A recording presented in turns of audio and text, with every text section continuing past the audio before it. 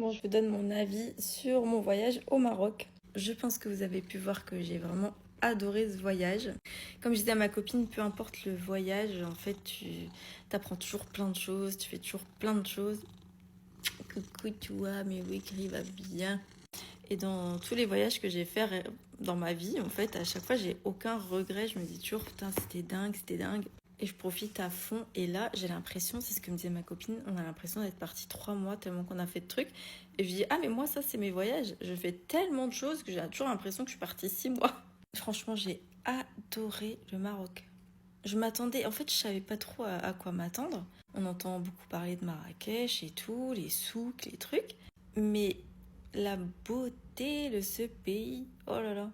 Alors déjà, Marrakech, quoi qu'on en dise, quoi qu'on en entende, c'est une très belle ville. C'est quand même super sympa, l'ambiance des souks et tout. Après, voilà, c'est comme Dakar. Dakar, c'est une ville où ça vit, c'est le bordel. Moi, j'adore.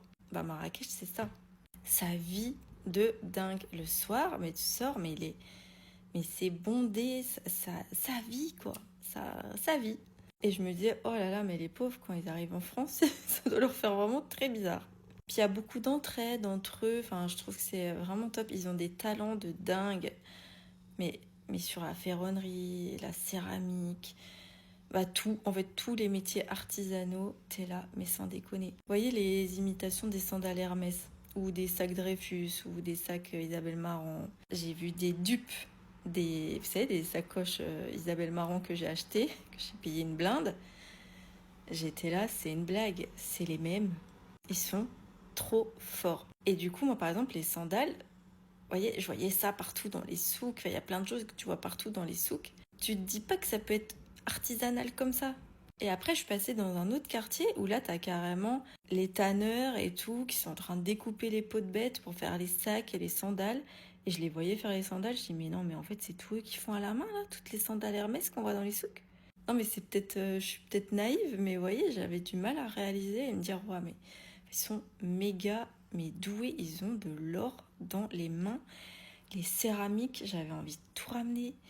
Mais pareil, tout, les cuirs et tout, c'est ouf. Il y a une richesse à plein de niveaux, hein. La gastronomie, l'architecture, l'artisanat. C'est vraiment un pays super riche. Et au niveau des paysages, non mais je pense que vous avez vu mes vlogs. Mais c'est dingue, vraiment. J'ai pas les mots. Les jardins. J'ai fait énormément de jardins dans ma vie, hein, parce que j'adore ça. J'en ai fait quand même à La Réunion, île Maurice, donc des très beaux jardins. Mais là, mais j'ai tellement kiffé le jardin Anima, le jardin bio-aromatique de l'Ourika et tout. Mais ah, c'était génial, vraiment, mais parfait. Après, on y mange bien, il y a aussi l'hospitalité marocaine. Après, moi, je m'attendais à ce que ce soit vraiment un enfer, vous voyez, les souks, qu'on soit alpagué toutes les 2 minutes, etc. Et ça va, ça va. Je m'attendais à pire. Après, c'est sûr que... Puis moi, en plus, tu sais, je traîne la patte. Puis moi, je suis sociable, donc en fait, quand on me parle, je parle. Genre dans les restos, ils essaient toujours de t'attirer. Il y a un gars, il faisait un dab comme ça pour m'emmener dans son resto. Et moi, je lui fais un autre dab et en disant, bah non, moi je vais là-bas. Du coup, il rigole. Du coup, t'as les autres serveurs devant les autres restaurants qui ont vu que je faisais ça. Du coup, ils me faisaient d'autres gestes pour me faire rentrer dans leur resto. Enfin, c'était rigolo, quoi. Ils sont vraiment super sociables. Mais du coup, voilà, après, bah non, mais faut dire non, faut être ferme quand t'as pas envie d'acheter un truc, et puis voilà.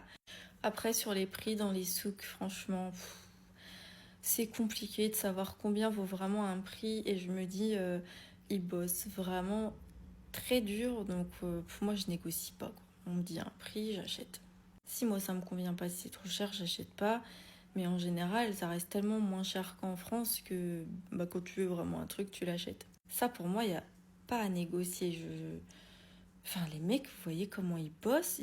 Ils bossent super tard et ils bossent avec leurs mains. Mais vraiment, quand on dit les mains, c'est sans machine. C'est avec des outils assez archaïques et tout. Donc moi, ça, je négocie pas du tout. Après, chacun fait ce qu'il veut. Aussi, au niveau des pourboires, on se sent assez obligé de laisser des pourboires. Et moi, j'en laisse beaucoup. Mais comme à l'île Maurice, j'en avais laissé énormément. Pareil, ça fait partie du truc, quoi. C'est que enfin, quand on connaît les salaires moyens et tout, on se dit, bon, pour nous, c'est 20 dirhams. Pour eux, c'est beaucoup. Allez. Donc ça, des fois, j'avoue qu'on se sent vraiment obligé de laisser un pourboire. Genre quand tu passes par une agence de voyage et que tu as déjà payé le taxi dans cette agence de voyage et que le mec, quand il prend les sous, il dit « Ah ok, vous laissez rien pour moi, c'est tout pour l'agence. » Parce que lui, il a déjà son salaire. Et forcément, tu donnes. Après, tu te sens coupable, tu donnes. Alors que nous, c'est vrai qu'en France, on a un salaire fixe et on nous donne pas de pourboire. Enfin, quand tu as un métier hors restauration ou autre.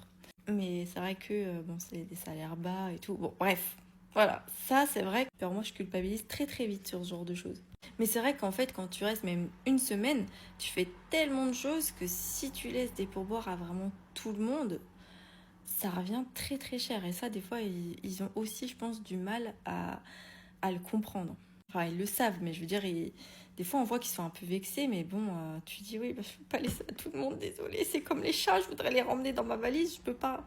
Mais bref, voilà. Non, sinon, franchement, un très beau pays, mais franchement, les cascades d'Ouzou, de la vallée de l'Ourika, les jardins, même les souks et tout, mais ouais, j'ai trop aimé. Après, voilà, des fois, je vois des commentaires, mais dégueulasses, de gens qui parlent des sous, que Marrakech c'est que de l'arnaque, que si, que ça, mais ça fait partie du jeu quoi. Et pour moi, c'est pas de l'arnaque quand tu payes 30 dirhams un bracelet que le mec a mis je ne sais pas combien de temps à confectionner à la main. C'est pas de l'arnaque. Pour vous, c'est peut-être de l'arnaque, pour moi, ça l'est pas. Après, il y a un débat sur les restos aussi sur mon profil. J'ai fait des restos très traditionnels, des restos moins traditionnels, dont des restaurants où tout le monde dit non, il y a mieux en face. Bah non, moi en fait j'ai préféré par exemple la cantine des Gazelles. Il y a plein de gens qui ont mis va en face c'est meilleur, le Tangia Secret. Bah moi je préfère la cantine des Gazelles. En fait tout est subjectif, ça c'est ce que je vous ai toujours dit. Tout est une question de goût, d'envie, de tout. Donc c'est hyper compliqué de donner son avis. Il y a plein de gens, ça se trouve, qui vont pas aimer le tel resto dont j'ai parlé et d'autres qui vont aimer. Moi, j'ai testé ce que vous m'avez dit, j'ai moins kiffé. Question de goût. En tout cas, si vous avez l'occasion d'y aller, je vous ai fait toute une liste de lectures Voyage Maroc. Pareil, sur mon site internet, il faut que je me mette à jour. J'ai encore pas fini mon voyage à La Réunion. Après, j'ai Maurice, j'ai Lanzarote et là, j'ai le Maroc à rattraper. Autant vous dire que j'ai pas le temps, mais il faut que je le fasse. Où je vous détaille en fait les journées, comme ça vous savez que quand vous êtes à Marrakech, vous pouvez faire tel truc. Si vous voulez aller à Essaouira, si vous voulez faire autre chose, je sais pas, au moins vous savez à peu près comment j'ai organisé moi comment on a organisé avec ma copine le voyage. En tout cas, en 7 jours, on a fait un max de choses. Et on n'a rien regretté, on a fait tout ce qu'on voulait faire. Bon, il y a tellement de choses à faire qu'on peut pas tout faire. Mais en tout cas, tout ce qui était sur notre liste, on l'a coché.